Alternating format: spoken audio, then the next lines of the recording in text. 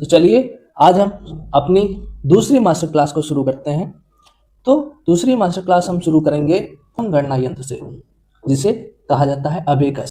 तो दुनिया का पहला गणना यंत्र किसको माना जाता है? अबेकस को माना जाता है, जिसका आविष्कार 3000 वर्ष पूर्व चीन में हुआ था। और इसकी बनावट कैसी थी? यह एक आयताकार लकड़ी का फ्रेम होता था, जिसमें क्या होता था, समानांतर लोहे की छड़ी पड़ी होती थी और उन लोहे की छड़ी में मनके पिरोए होते थे और उन मनकों से ही जो कैलकुलेशंस परफॉर्म की जाती थी। और वो कैलकुलेशन क्या होती थी? घटाने की और जोड़ने की, गुणे की और भाग की, addition, multiplication, subtraction and division जैसी बेसिक अर्थमेटिक ऑपरेशंस थे, उनको एग्जीक्यूट किया जाता था इस गणना यंत्र की मदद से। और फिर उसके बाद ये गणना यंत्र जो था वो किस सिद्धांत पर आधारित था? तो वो स्थानीय मान प्रणाली के सिद्धांत पर आधारित था, या फिर पोजीशन वैल्यू के सिस्टम पर आधारित था हमारा अबेकस। फिर इस अबेकस का 16वीं शताब्दी में क्रेमनर महोदय ने एडवांसमेंट किया और इसको दृष्टिबाधित लोगों के लिए बनाया। तो 16वीं सदी में दृष्टिबाधित लोगों के लिए आधुनिक अबेकस किसने निर्माण किया? तो क्रेमनर महोदय ने किया। इनका नाम ध्यान में रखिएगा।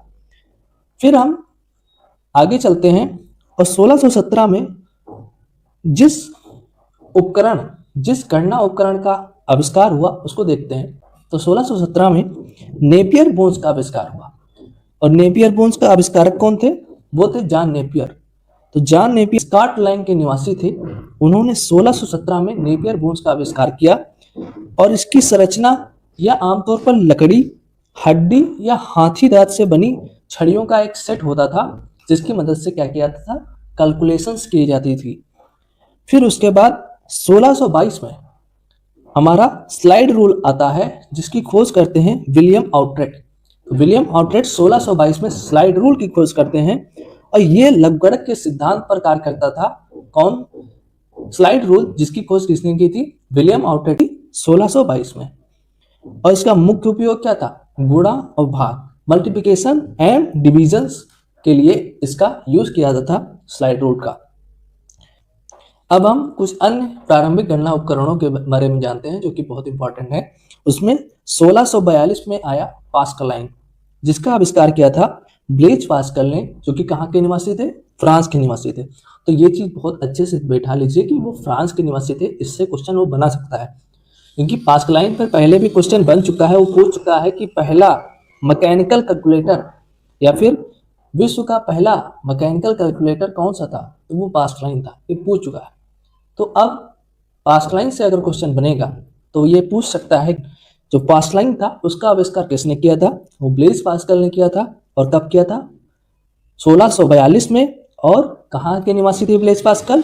फ्रांस के निवासी थे। और इसका अन्य नाम क्या था? अंकगणितीय मशीन या फिर अर्थमेटिक मशीन या पास्कल्स कैलकुलेटर। पास्कल्स कैलकुलेटर भी इसका अन्य नाम था। इसे एडिंग मशीन के भी नाम से भी जानते हैं। तो ये बात भी ध्यान रखिएगा। ये पहला मैकेनिकल कैलकुलेटर था। इसे विश्व का पहला यांत्रिक या मैकेनिकल कैलकुलेटर और स्वचालित कैलकुलेटर माना जाता है। तो अगर पूछे कि विश्व का पहला यांत्रिक और मैकेनिकल कैलकुलेटर कौन था, तो वो था हमारा पास्कलाइन, जिसका आविष्कार किसने किया था? ब्लेज पास्कल ने किया। कार्य प्रणाली कैसी थी? ये जो मशीन थी, ये जो गियर्स होते हैं, पहिए और डायल्स, इनका एक संयोजन थी और उसके मदद से ये कैलकुलेशंस करती थी, मैथमेटिकल ऑपरेशंस करती थी, जिसमें सीधे तौर पर एडिशंस और सब्ट्रैक्शंस किए जा सकते थे। पर अगर आपको डिविजन्स और मल्टीप्लिकेशंस करना है तो उन ऑपरेशंस को बार बार परफॉर्म करना था, सीधे तौर पर नहीं हो सकता था। तो 42 में आई पास्कलाइन, एक ही बहुत ही महत्वपूर्ण गणना यंत्र है, इसको आप ध्यान में रखना। फिर आता है स्टेपरेकनर। 1671 में गॉटफ्रीड विल्हेम लेबनिज ने पास्कलाइन का एक उन्नत संस्करण प्रोड्यूस किया या फिर बनाया, इन्वेंट किया, जिसका नाम था स्टेपरेकनर। वो डायरेक्ट मल्टीप्लिकेशन एंड डिवीजन भी करता था, जो कि पास्कलाइन नहीं कर पाता था। उसकी एक ड्रॉबैक जो थी उसको भी खत्म कर दिया किसने? स्टेपरेकनर ने। और गॉटफ्रीड विल्हेम लेबनिज इसके क्या थे? इन्वेंटर थे। तो अब हम जितने भी प्रारंभिक गणना उपकरण हमने पढ़े, अब उनकी हम कुछ समरी करने वाले हैं। तो सबसे पहले हमने पढ़ा था 3000 ईसा पूर्व का अबेकस, जिसका आविष्कार कहाँ हुआ था? चीन में हुआ था। और ये दुनिया की पहली गणना मशीन मानी जाती है। और जो आधुनिक जो अबेकस था उसका आविष्कार किसने किया? प्रिम कैमनर ने किया था। और 16वीं शताब्दी में प्रिम कैमनर ने इस आधुनिक अबेकस का आविष्कार किया था। फिर हमने पढ़ा था 1617 में नेपियर बोन्स का आविष्कार किसने किया था? जॉन नेपियर ने। इसमें क्या होता था कि हाथी दांत लकड़ी की छड़ें उपयोग की जाती थी और इसकी मदद से गुड़ा और भाग जैसे ऑपरेशंस किए जाते थे। फिर 1622 में आया स्लाइड रूल। स्लाइड रूल किसने दिया? विलियम आउटरेट ने इसका इन्वेंशन किया। ये लघुगणक लॉगरिथम पर आधारित गणनाएं करता था और कैलकुलेशन को परफॉर्म करता था। फिर 1642 में आया पास्कल, जिसका आविष्कार किसने किया था? ब्लेज पास्कल ने किया था। और ये पहला मैकेनिकल कैलकुलेटर था और इसे एडिंग मशीन के नाम से भी जानते हैं। फिर 1671 में आया हमारा लेबनीज कैलकुलेटर या फिर स्टेप रेकनर, जिसका आविष्कार किसने किया? जिसका आविष्कार किया था गॉटफ्रीड लेबनीज ने। और ये क्या था? पास्कल का एक उन्नत संस्करण था। इसमें क्या होता था? गियर सिस्टम का यूज किया गया था। और अगर ये पूछे कि पास्कल का उन्नत संस्करण कौन सा था, तो स्टेप रेकनर था या फिर लेबनीज कैलकुलेटर था, जिसका आविष्कार कब हुआ था? 1671 में हुआ था। और किसने किया था? गॉटफ्रीड लेबनीज ने। अब हम आगे बढ़ते हैं और हिस्ट्री ऑफ कंप्यूटर में आगे के विकास क्रम को देखते हैं, जिसमें हम देखेंगे 1801 का जैक्वार्ड लू। तो बुनाई पैटर्न के लिए इसमें क्या किया गया था? पंच कार्ड का यूज किया गया था और इसे प्रोग्रामिंग की प्रारंभिक अवधारणा माना जाता है, क्योंकि पुराने जमाने में प्रोग्रामिंग के लिए पंच कार्ड्स यूज होते थे, मेमोरी के लिए भी पंच कार्ड्स यूज होते थे, इंस्ट्रक्शंस देने के लिए, इन सब के लिए क्या होता था? पंच कार्ड यूज होते थे। तो प्रोग्रामिंग की प्रारंभिक अवधारणा इससे मानी जाती है, जैक्वार्ड लूम से मानी जाती है। और इन्होंने बुनाई पैटर्न के लिए पंच कार्ड का उपयोग किया। फिर उसके बाद 1822 में क्या आया? हमारा डिफरेंस इंजन आया। डिफरेंस इंजन का आविष्कार किसने किया था? चार्ल्स बेबेज ने किया था। और ये क्या थी? भाप से चलने वाली एक मशीन थी, जिसका निर्माण किस लिए किया था? गणितीय तालिकाओं के लिए जिसका निर्माण किया गया था। ठीक है, तो 1822 में किसका आविष्कार हुआ? डिफरेंस इंजन का। किसने किया? चार्ल्स बेबेज ने। और ये क्या था? भाप से चलने वाली एक मशीन होती थी। और फिर उसके बाद आया 1837 में एनालिटिकल इंजन, जिसे आधुनिक कंप्यूटर आर्किटेक्चर का आधार माना जाता है, क्योंकि उसमें भी इनपुट डिवाइस, एक आउटपुट यूनिट, एक स्टोर यूनिट, एक बिल यूनिट, ऐसी सभी यूनिट्स इंक्लूड थी जो आज के मॉडर्न कंप्यूटर्स में देखी जाती हैं, जहाँ पे इनपुट के रूप में आपको कीबोर्ड दिखता है, ठीक है, आउटपुट के रूप में आपको मॉनिटर दिखता है, और मिल जो कि एनालिटिकल इंजन में अर्थमेटिक लॉजिकल ऑपरेशंस करता था, एलयू का काम करता था या फिर सीपीयू का काम करता था, वो भी आपको मॉडर्न कंप्यूटर्स में देखने को मिलता है। और फिर स्टोरेज के लिए भी उसमें चीज़ें दी गई थी, या फिर स्टोर करने के लिए भी वहाँ पे फंक्शंस प्रोवाइड कराए गए थे, जो कि मॉडर्न कंप्यूटर में भी देखने को मिलता है। इसलिए आधुनिक आर्किटेक्चर का आधार माना जाता है हमारा क्या? Analytical engine. और एनालिटिकल इंजन का आविष्कार किया था चार्ल्स बेबेज ने। इसलिए चार्ल्स बेबेज को क्या माना जाता है? तो फादर ऑफ द कंप्यूटर। तो फादर ऑफ द कंप्यूटर माना जाता है किसको? चार्ल्स बेबेज को। इसको सेलिब्रेट किया जाता है या फिर माना जाता है first programmable general purpose mechanical computer, इसे माना जाता है कि ये पहला programmable general purpose mechanical computer था हमारा। कौन सा? Analytical engine. फिर उसके बाद इसमें जिसने प्रोग्राम लिखा वो थी एडा लवलैक। उन्होंने क्या किया कि फर्स्ट प्रोग्राम लिखा 1843 में, और उन्होंने बर्नौलीज नंबर को कैलकुलेट करने के लिए निर्देश या फिर प्रोग्राम्स को लिखा। इसीलिए उनको फर्स्ट प्रोग्रामर कंसीडर किया जाता है और इन्हें मदर ऑफ कंप्यूटर भी करते हैं।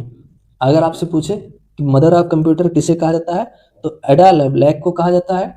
और इन्होंने किन निर्देशों को लिखा था जिसकी वजह से इन्हें फर्स्ट प्रोग्रामर कहा गया? तो बर्नौलीज नंबर को कैलकुलेट करने के लिए इन्होंने क्या लिखा था?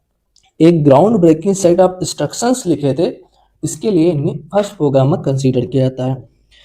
ये जो एनालिटिकल इंजन था, इसमें जो इनपुट्स दिए जाते थे और प्रोग्रामिंग की जाती थी, वो किसके द्वारा की जाती थी?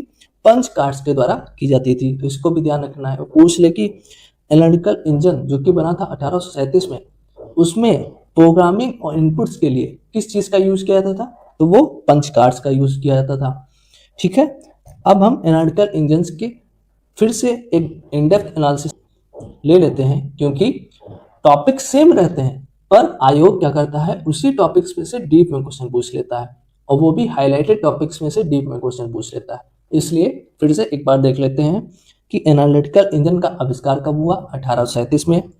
फादर ऑफ द कंप्यूटर किसे कहा जाता है, चार्ल्स बेबेज को कहा जाता है, जो कि कहाँ के निवासी थे, इंग्लैंड के निवासी थे। बहुत इंपॉर्टेंट फैक्ट, इंग्लैंड के निवासी थे।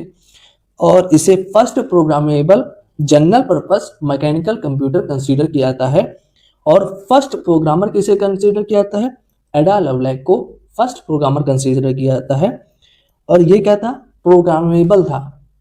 इसमें इंस्ट्रक्शन और डाटा जो होते थे वो फेड किए जाते थे, मतलब उसमें भेजे जाते थे, वो पंच कार्ड्स के द्वारा भेजे जाते थे।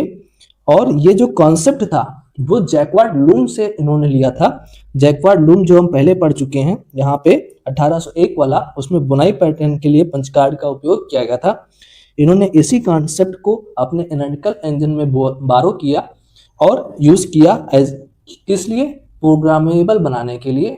फिर इसके बाद मिल एक यूनिट थी जो इनके एनालिटिकल इंजन में यूज हुई थी, जो कि क्या थी, एक मॉडर्न कंप्यूटर के एलयू या सीपीयू के हिसाब का ही काम करती थी। मतलब it perform arithmetic operations and comparisons, जो कि हमारा मॉडर्न एलयू करता है।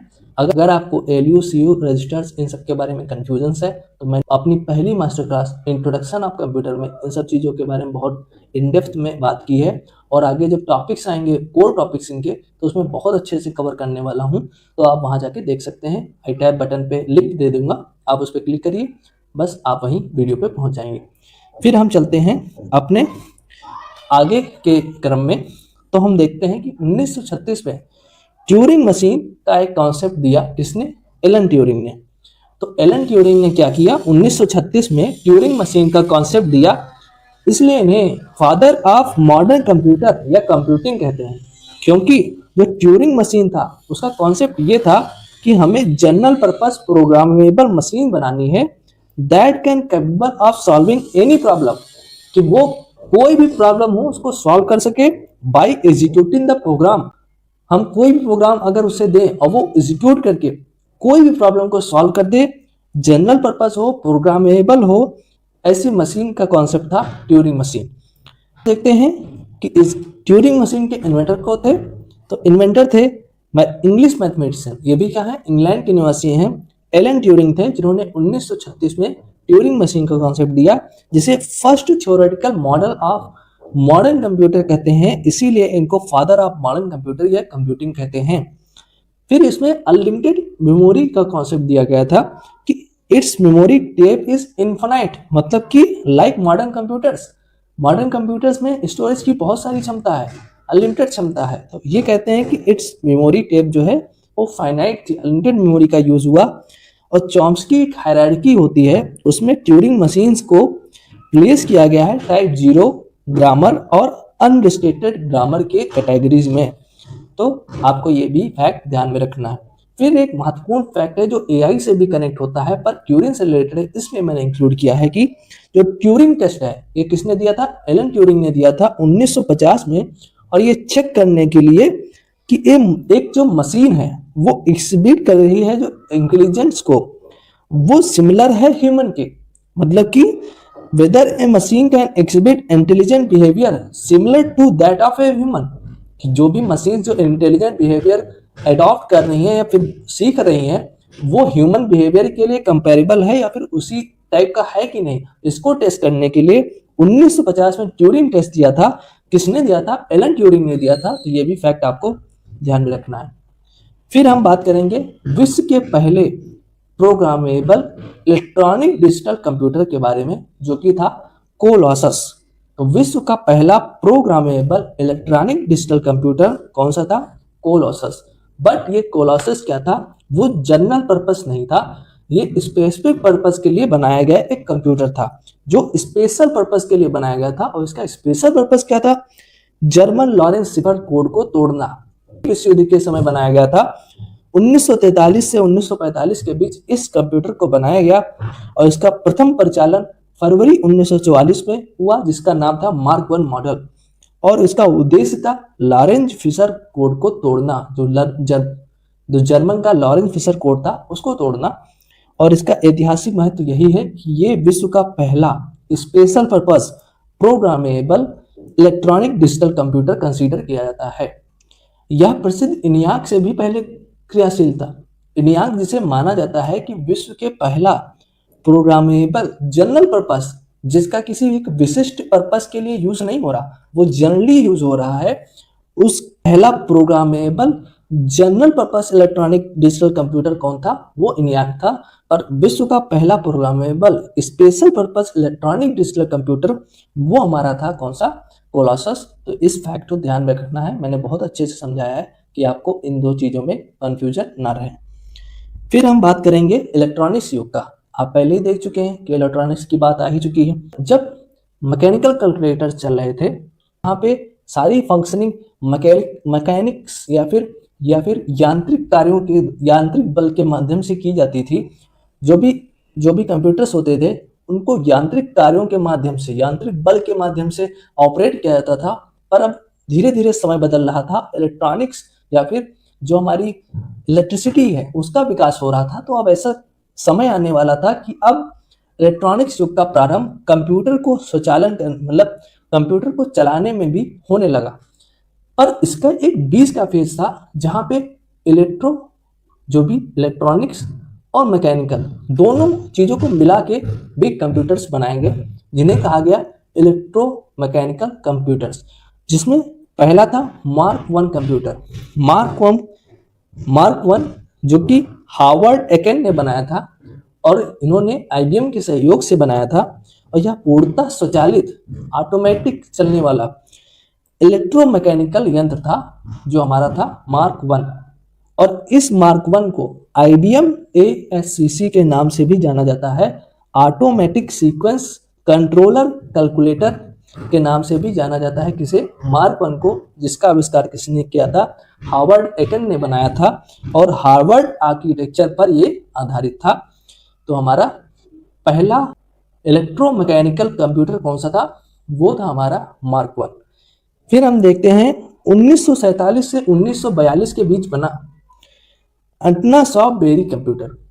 एटना सॉफ्ट बेरी कंप्यूटर पहला इलेक्ट्रॉनिक डिजिटल कंप्यूटर था।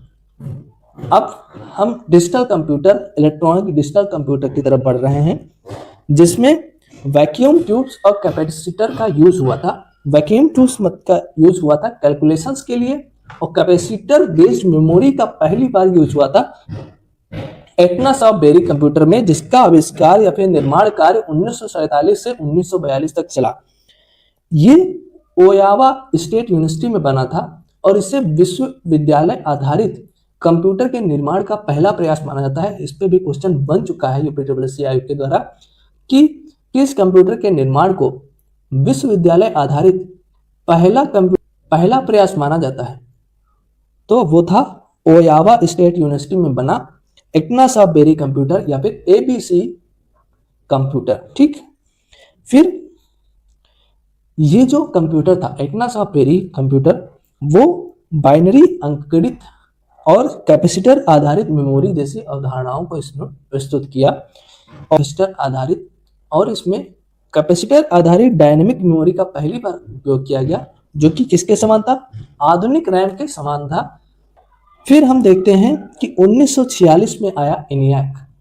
ENIAC को किसने बनाया? बहुत इंपॉर्टेंट क्वेश्चन है, मोस्ट इंपॉर्टेंट क्वेश्चन है कि ENIAC को किसने बनाया? तो जे पेस्पर इकर्ट और जॉन मोचली, इन्होंने क्या किया था? ENIAC को बनाया था। इन दोनों के नाम बहुत अच्छे से ध्यान दीजिए कि जे पेस्पर इकर्ट और जॉन मोचली ने ENIAC का आविष्कार किया, 1946 में बनाया। और यह पूर्णतः इलेक्ट्रॉनिक डिजिटल कंप्यूटर था। कौन सा था? पूर्णतः इलेक्ट्रॉनिक डिजिटल कंप्यूटर हमारा होता था। कौन सा? ENIAC। फिर उसके बाद इसमें 18,000 वैक्यूम ट्यूब्स 1800 वर्ग फुट का जगह घेरता था और 1,80,000 वाट बिजली खाने वाला ये कंप्यूटर बहुत ही मैसिव था, क्योंकि तब वैक्यूम ट्यूब्स यूज होती थी जो बहुत बड़ी बड़ी होती थी और पूरे कमरे को आकार का एक कंप्यूटर होता था, पूरे कमरे का भर के आकार का एक कंप्यूटर होता था। और वही एडवांसमेंट होते होते आज हमारे डेस्कटॉप पर समा जाने वाला कंप्यूटर हो गया है। तो देखिए कैसे एक विकास क्रम चलता गया और आज वो वैक्यूम ट्यूब एक एक कमरे भर का कंप्यूटर एक छोटे से हाथ में आ चुका है।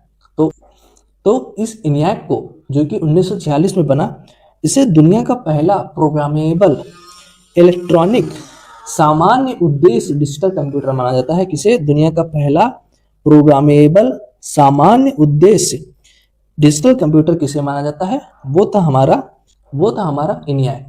ये प्रोग्रामेबल नहीं था। जो हमारा ABC एटनस ऑफ बेरी कंप्यूटर है, ये नॉट प्रोग्रामेबल था, जिसे प्रोग्रामेबल नहीं कह सकते हैं, मतलब कि ये प्रोग्रामेबल नहीं था और ये स्पेशल पर्पस कंप्यूटर था। वहीं हमारा जो ENIAC है वो हमारा दुनिया का पहला प्रोग्रामेबल इलेक्ट्रॉनिक सामान्य उद्देश्य डिजिटल कंप्यूटर था। मतलब कि ये स्पेशल पर्पस कंप्यूटर ना होके जनरल पर्पस कंप्यूटर था, और जनरल पर्पस कंप्यूटर को ज़्यादा महत्वता दी जाती है क्योंकि वो वाइड ऑडियंस के लिए यूजफुल है, क्योंकि उसको हर कोई कर सकता है उस पर काम। पर एक रिसर्च के लिए बना तो वो रिसर्चर्स की काम करेंगे, ना उसका व्यवसाय में आगे भविष्य की कंपनी बना के उसको बेच सकते हैं ज़्यादा लेवल पे, नहीं, क्योंकि उसका सिस्टम ही ऐसा है कि वो सिर्फ रिसर्चर्स के ही काम है। तो जो जनरल पर्पस होते थे उनको ज़्यादा महत्वता दी जाती थी। फिर जो ENIAC है उसका फुल फॉर्म क्या है? क्योंकि UNIVAC पे पूछ चुका है तो ENIAC पे भी पूछ सकता है। ये तो first programmable general purpose digital computer है, तो इस पे भी पूछ सकता है। तो हम ENIAC का फुल फॉर्म है electronic numerical integrator and computer. Electronic numerical integrator and computer, जो कि वर्ल्ड्स फर्स्ट दुनिया का पहला general purpose programmable electronic digital computer था हमारा ENIAC, जिसका फुल फॉर्म है electronic numerical integrator and computer. अब हम देखते हैं EDSAC को। EDSAC, जिसके मॉरिस विल्कस, जो कि क्या थे, इनके इन्वेंटर थे, आविष्कारक थे। इसका जो फुल फॉर्म है वो है electronic delay storage automatic calculator. ध्यान में रखनी है, फुल फॉर्म पूछ सकता है, बहुत अच्छे से पूछ सकता है। Electronic delay storage automatic calculator, जो कि 1949 में आया। और ये क्या थी? एक ब्रिटिश मशीन थी, एक पायनियरिंग ब्रिटिश मशीन थी, और इसे world's first practical general purpose store program computer भी कहते हैं। क्या कहते हैं? World's first practical general purpose store program computer भी कहते हैं।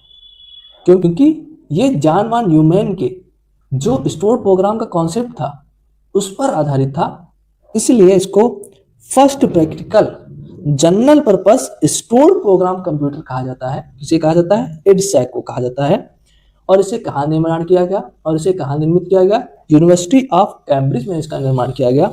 और इसमें क्या था कि फर्स्ट ग्राफिकल वीडियो गेम जो था, जो 1952 में आया, OXO and electronic version of tic tac toe, जो टिक टैक टू का एक इलेक्ट्रॉनिक वर्जन था, उसको सबसे पहले इस वाले कंप्यूटर पे रन किया गया था। तो ये वर्ल्ड का फर्स्ट कंप्यूटर था जिसने एक ग्राफिकल गेम को विजुअल डिस्प्ले के रूप में अपने ऊपर रन किया था। तो ये भी बहुत इंपॉर्टेंट फैक्ट है, इसको भी आपको ध्यान में रखना है। फिर इसमें जो मेमोरी यूज हुई थी वो थी मर्करी डिले लाइन मेमोरी का इसमें यूज हुआ था। तो EDSAC के बारे में आपको ये ध्यान रखना है कि 1949 में आया और इसका फुल फॉर्म है electronic delay storage automatic calculator. एक पायनियरिंग ब्रिटिश मशीन थी ये, और इसे world first practical general purpose store program computer consider किया जाता है कि ये general purpose practical store program computer है, और इसे बनाया गया था यूनिवर्सिटी ऑफ कैम्ब्रिज में। और ये फर्स्ट ग्राफिकल वीडियो गेम 1952 में, जो कि था OXO, उसको अपने ऊपर रन किया था। इसलिए इसे first computer in the world to run a graphical game on a visual display भी माना जाता है। और इसमें मर्करी डिले लाइन मेमोरी का यूज किया गया था, और इसके इन्वेंटर भी ध्यान रखिएगा, मॉरिस विल्कस। अब हम देखते हैं जो हम स्टोर प्रोग्राम की हमने बात की, जो NCERT में भी दिया है, उसके बारे में हम चर्चा करते हैं कि स्टोर प्रोग्राम कॉन्सेप्ट दिया था जॉन वॉन न्यूमैन ने,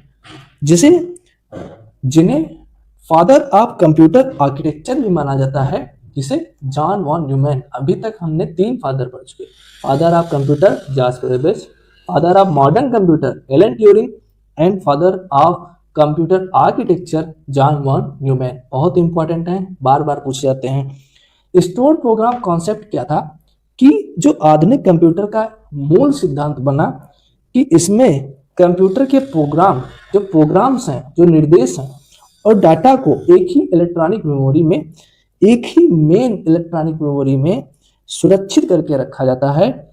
और इस अवधारणा को पहली बार 1945 में जॉन वॉन न्यूमैन द्वारा प्रस्तावित किया गया था, जो कि कहलाया स्टोर्ड प्रोग्राम कॉन्सेप्ट, जिसमें एक ही मेमोरी होती है, उसमें डाटा भी रखा जाता है और उन निर्देशों को रखा जाता है जिस पे कंप्यूटर को ऑपरेट करना है और जिस पे हम उस कंप्यूटर को उन डाटाओं को प्रोसेस करना है, उन निर्देशों को भी उसमें जगह दी जाती थी। तो और ये मेन मेमोरी सीपीयू से डायरेक्ट एक्सेस रहती थी, जिससे सीपीयू उन निर्देशों, उन डाटा को एक्सेस कर सकता था क्विकली। तो जो जॉन वॉन न्यूमैन ने 1945 में स्टोर्ड प्रोग्राम कॉन्सेप्ट दिया, इसीलिए इन्हें कंप्यूटर आर्किटेक्चर का जनक माना जाता है। उन्होंने कहा कि मशीनों को हर कार्य के लिए भौतिक रूप से तार लगाने की आवश्यकता नहीं है।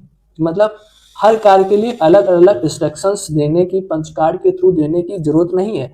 हम इंस्ट्रक्शंस उनके मेमोरी में ही फीड कर देंगे और सीपीयू उसको एक्सेस कर लेगा और उन इंस्ट्रक्शन जो निर्देश दिए जाएंगे उसके आधार पर वो डाटा को प्रोसेस करके हमको आउटपुट दे देगा। तो हमारा काम थोड़ा आसान हो जाएगा। तो यही है स्टोर्ड प्रोग्राम कॉन्सेप्ट। 1944 से 48 के बीच में ENIAC का उत्तराधिकारी IDVAC बना। कौन सा बना? IDVAC बना।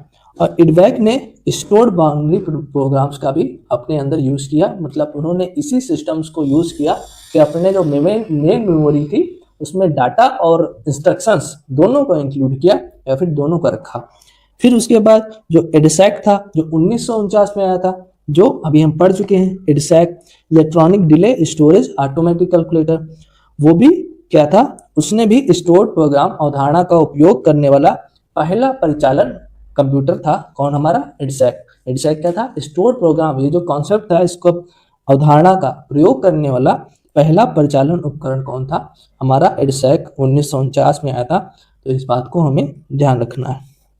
तो EDSAC और IDVAC दोनों थोड़ा थोड़ा अंतर है, कंफ्यूजन पैदा कर सकते हैं, इसलिए मास्टर स्लाइड तैयार की है जिससे आपको कंफ्यूजन ना हो। तो EDSAC का फुल फॉर्म है electronic delay storage automatic calculator, ठीक है। और IDVAC का फुल फॉर्म है electronic D for discrete, V for variable automatic computer, ठीक है। तो EDSAC का full form electronic delay storage automatic calculator, IDVAC का full form electronic discrete variable automatic computer. फिर EDSAC जो था वो कब आया था? 1949 में आया था और कैम्ब्रिज यूनिवर्सिटी में इसका, जो यूके में थी, वहां पे इसका निर्माण हुआ था। और 1951 में कौन सा आया था? IDVAC आया था, जिसका निर्माण यूनिवर्सिटी ऑफ पेंसिल्वेनिया USA में हुआ था।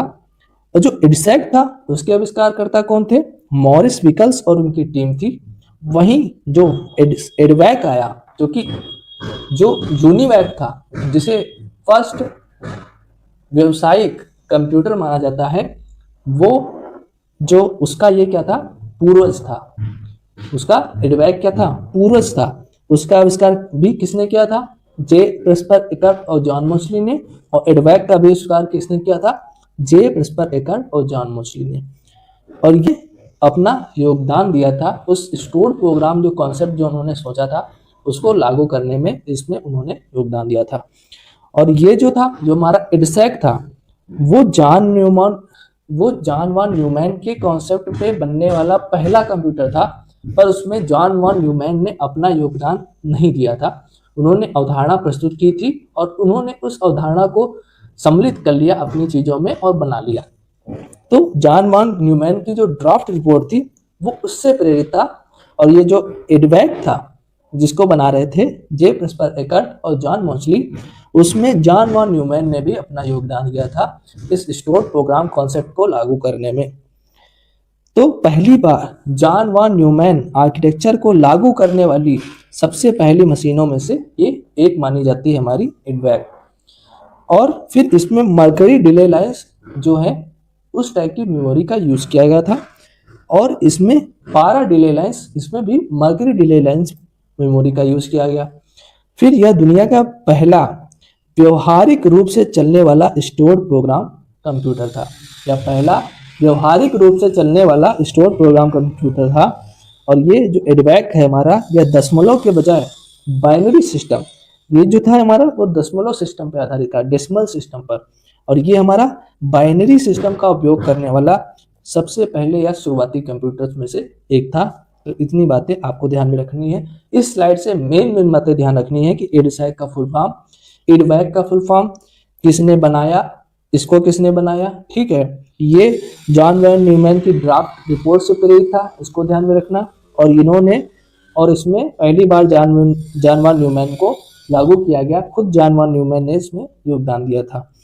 अब इसी थोड़ा जो मिसमैच चीज़ें हो रही ना, उसको दूर करने के लिए मैंने MCQ बेस्ट लगा दिए हैं कि अगर उठेगा तो इन MCQ से ही इस वाले कॉन्सेप्ट से क्वेश्चन उठ जाएगा। तो दुनिया का पहला पूरी तरह से क्रियाशील ऑपरेशनल स्टोर्ड प्रोग्राम कंप्यूटर कौन था, जिसने अपना पहला प्रोग्राम 1949 में चलाया था? तो वो था हमारा कौन सा? EDSAC, electronic delay storage automatic calculator था। वो हमारा स्टोर्ड प्रोग्राम कंप्यूटर था, जो पूरी तरह से क्रियाशील स्टोर्ड प्रोग्राम कंप्यूटर, जिसने अपना पहला प्रोग्राम 1949 में चलाया था। तो 1949 आ गया तो उससे ही समझ सकते थे।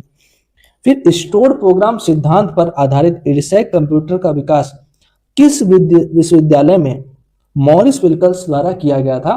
तो आपको याद ही होगा, कैम्ब्रिज विश्वविद्यालय में। तो कैम्ब्रिज विश्वविद्यालय UK में इसका आविष्कार हुआ था। फिर हम देखते हैं EDVAC, जो EDVAC पर क्वेश्चन बन सकते हैं उनको देखें। तो स्टोर्ड प्रोग्राम कॉन्सेप्ट जो जॉन वॉन न्यूमैन का था, उसको, जो जॉन वॉन आर्किटेक्चर है, उसको पूरी तरह से लागू करने के लिए डिजाइन किया गया पहला बाइनरी कंप्यूटर, वो था हमारा EDVAC। वो दशमलव पद्धति पर आधारित था EDSAC पर, EDVAC हमारा बाइनरी कंप्यूटर था। फिर हमारा आता है कि जॉन वॉन न्यूमैन का ऐतिहासिक शोध पत्र first draft of A report on the EDVAC किस कंप्यूटर आर्किटेक्चर की नींव रखता है? तो वो हमारा आएगा स्टोर्ड प्रोग्राम आर्किटेक्चर, या फिर वॉन न्यूमैन आर्किटेक्चर की नींव रखता है हमारा EDVAC। जो हम यूनिवैक पर चलते हैं, यूनिवैक जिसे कहा जाता है यूनिवर्सल ऑटोमेटिक कंप्यूटर, और इसे पहला व्यावसायिक रूप से सफल और बड़े पैमाने पर उत्पादित डिजिटल कंप्यूटर कहा जाता है, या फिर पहला व्यावसायिक कंप्यूटर कहा जाता है। कौन सा? UNIVAC, universal automatic computer. ये भी बहुत इंपॉर्टेंट है। तो ये फर्स्ट कमर्शियली सक्सेसफुल कंप्यूटर था और मास प्रोड्यूस डिजिटल कंप्यूटर था, जिसका बड़े मात्रा में प्रोडक्शन किया गया, जिसका निर्माण किया था जे परस्पर एकर्ट और जॉन मोस्ली ने, जिन्होंने, और किसका भी पहले निर्माण किया था? इन्होंने EDVAC का निर्माण किया था, जो कि यूनिवैक का मतलब पूर्वज था। फिर उन्होंने यूनिवैक का निर्माण किया, जो कि व्यावसायिक रूप से सफल रहा, और इसे फर्स्ट, पहला कमर्शियली सक्सेसफुल कंप्यूटर जो कि मास प्रोड्यूस किया गया, जो कि बहुत ज़्यादा लेवल में प्रोड्यूस किया गया था, इसको माना जाता है। फिर जो इसमें जो मेमोरी टाइप यूज हुई थी, तो इंस्टेड ऑफ मॉडर्न रैम, तो मॉडर्न रैम की नहीं यूज हुआ था, जैसे ये मॉडर्न रैम तो बाद में आया। तो instead of modern RAM it used mercury delay lines memory, जो उसमें ज़्यादातर जितने भी अभी हमने पीछे पढ़े उनमें मर्करी डिले लाइन्स मेमोरी ही यूज हो रही, इस मेमोरी का ही यूज किया था। और इसके जो फर्स्ट कस्टमर था जिसने इसको पहली बार खरीदा, वो थी US census bureau. US census bureau ने 1951 में इसको सबसे पहले खरीदा, और इस यूनिवैक का पहला कस्टमर बन गया US सेंसस ब्यूरो अपनी जनगणना में यूज करने के लिए। फिर हम देखते हैं अपोलो गाइडेंस कंप्यूटर, जिसे कहते हैं AGC। अपोलो गाइडेंस कंप्यूटर भी बहुत इंपॉर्टेंट है, क्योंकि पिछली बार इससे मिलान वाला क्वेश्चन पूछा था कि अच्छा इसकी भंडारण क्षमता ये है, इसको मिलाओ, ऐसे करके क्वेश्चन पूछा था।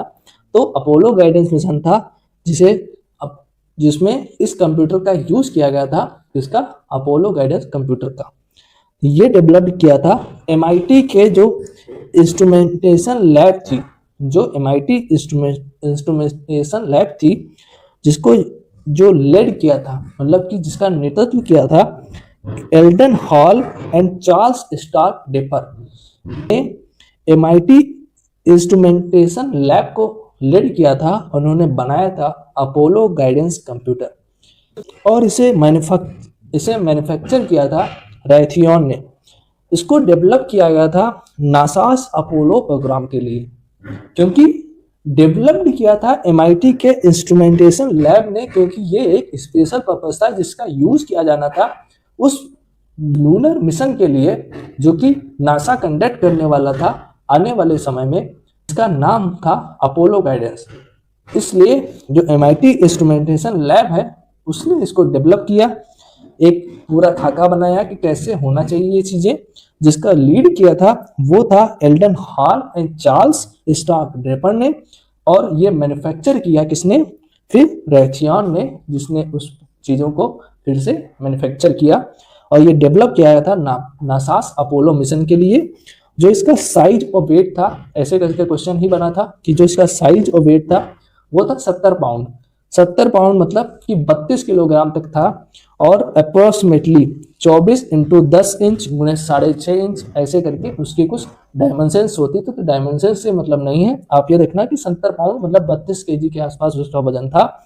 और जो प्रोसेसर स्पीड थी वो थी 2.048 मेगाहर्ट्ज।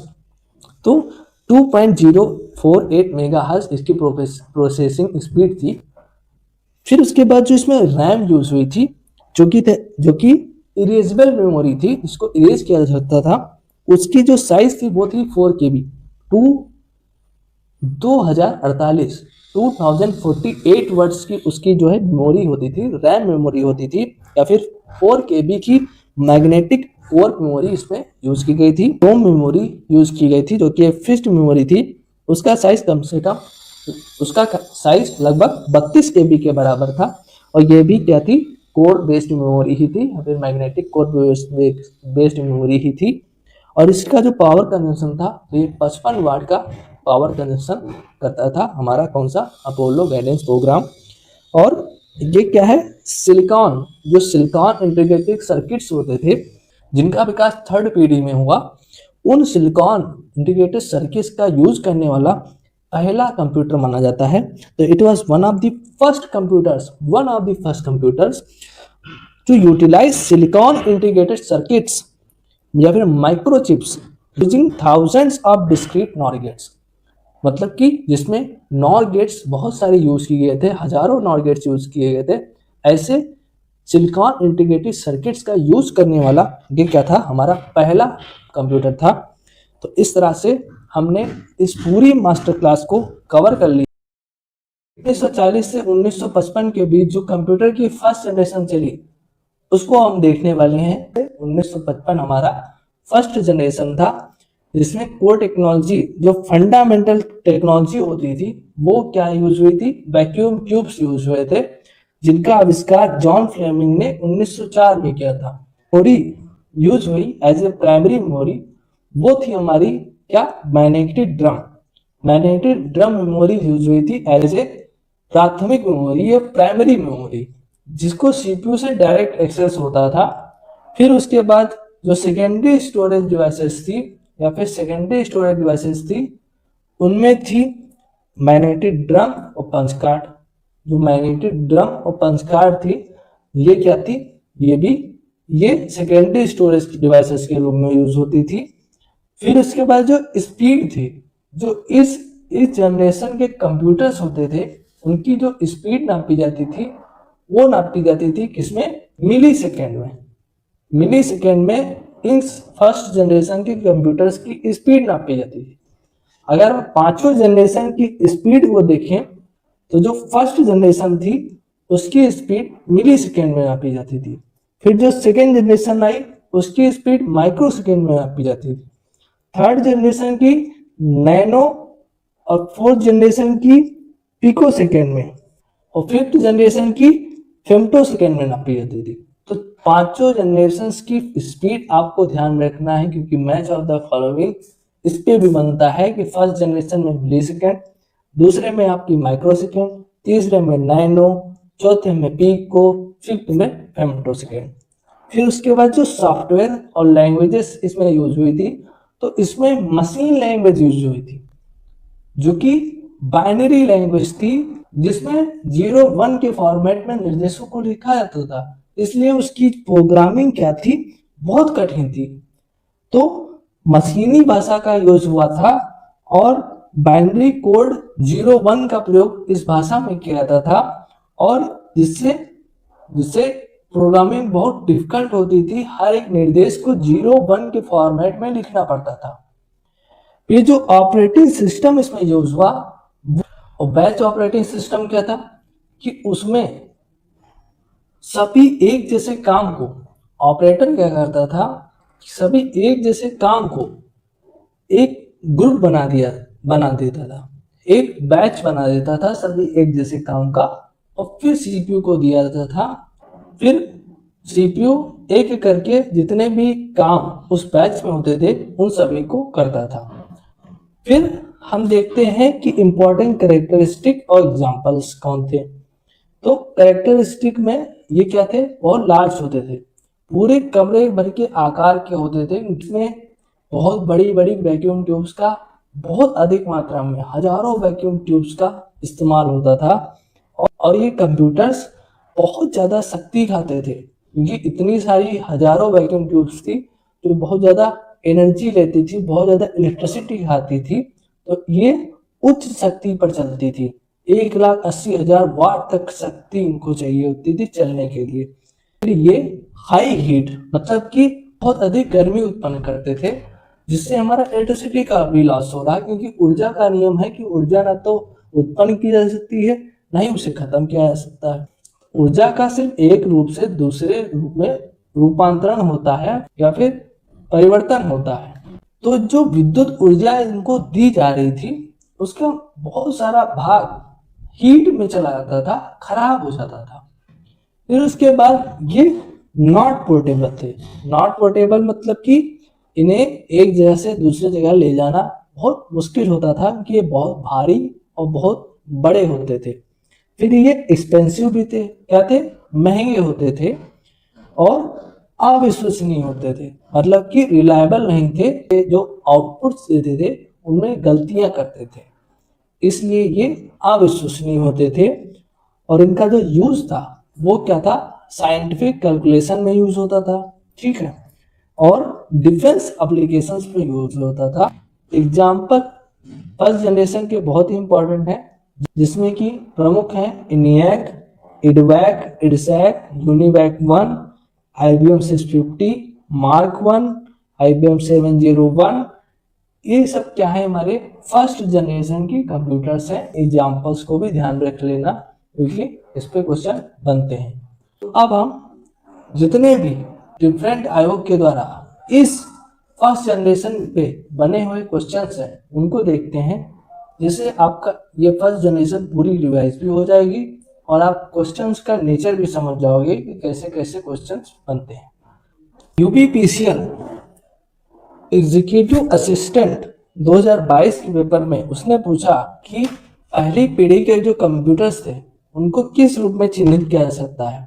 ऑप्शन दिया, super computer, main frame, analog computer या फिर डिजिटल कंप्यूटर। तो जो हमारे जो प्राइमरी कंप्यूटर्स थे वो हमारे क्या थे, एनालॉग कंप्यूटर्स थे। सुपर कंप्यूटर तो फिफ्थ जनरेशन में आया, मेन फ्रेम भी हमारे फोर्थ जनरेशन के आसपास आए, तो हमारा जो आंसर हो जाएगा वो हमारा एनालॉग कंप्यूटर हो जाएगा। फिर उसके बाद एसएससी सीजीएल में क्वेश्चन पूछा 2023 के पेपर में कि कंप्यूटर की किस पीढ़ी ने प्रोग्रामिंग भाषा के रूप में मशीन कोड का प्रयोग किया। अभी आपको बताया था कि कंप्यूटर की फर्स्ट पीढ़ी में मशीन लैंग्वेज का यूज हुआ था, जिसमें बाइनरी कोड 0 1 के रूप में इंस्ट्रक्शन लिखे जाते थे। तो वो हमारी कौन सी पीढ़ी हो गई, फर्स्ट पीढ़ी। फिर उसके बाद एसएससी शीर्षक टायर 1 2023 में पूछा गया कि कंप्यूटर की निम्नलिखित पीढ़ियों में से किसमें वैक्यूम ट्यूब का इस्तेमाल हुआ था। तो वैक्यूम ट्यूब्स का इस्तेमाल किस पीढ़ी में हुआ था? हमारी फर्स्ट जनरेशन में हुआ था, फर्स्ट पीढ़ी में हुआ था। तो इसका आंसर क्या हो जाएगा? दूसरा, फर्स्ट पीढ़ी। फिर पूछा गया यूपीपीसीएल एआरओ में कि 1950 का दशक कंप्यूटर की किस पीढ़ी से संबंधित है। टाइम फ्रेम से क्वेश्चन बना। तो 1940 से 1955 तक का समय किसको माना जाता है? कंप्यूटर की फर्स्ट पीढ़ी का समय माना जाता है। तो इसका भी आंसर हमारा क्या हो जाएगा? प्रथम पीढ़ी।